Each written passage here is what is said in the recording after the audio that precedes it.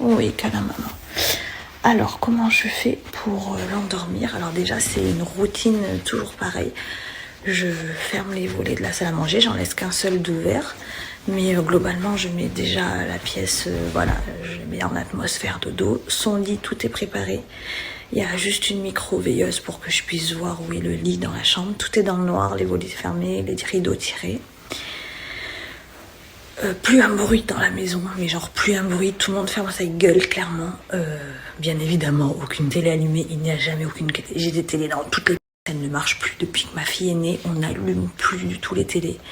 Donc vraiment, silence radio. C'est vraiment la routine du coucher. On fait le bibi, donc je commence, on chuchote, on ne parle plus.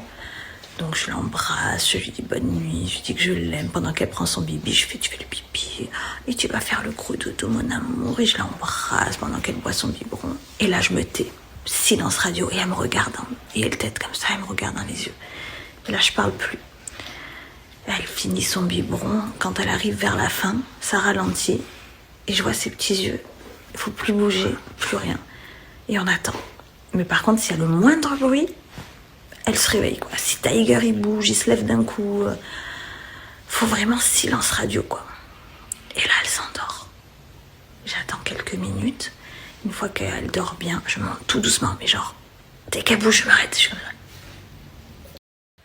Ouais, donc je disais, je monte comme ça, elle est dans mes bras.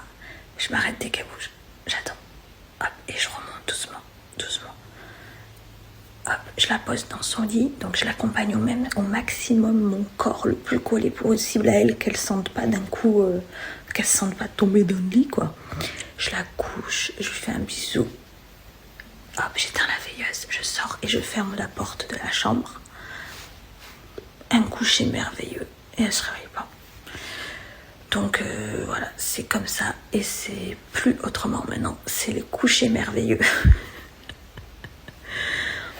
Non, mais après, voilà, c'est une période de la vie où on reçoit plus de monde, c'est hors de question, il n'y a pas d'exception d'aller au restaurant avec elle le soir. Non, il y a zéro négociation. Le soir, elle n'a rien à faire dans un restaurant, ma fille. Le soir, elle a sa routine, elle dort. C'est comme ça. Qu'une période de la vie, quand elle sera plus grande, ça sera naturellement. Moi, je fais partie des gens j'ai vu des études, je sais à quel point la routine est importante pour un bébé.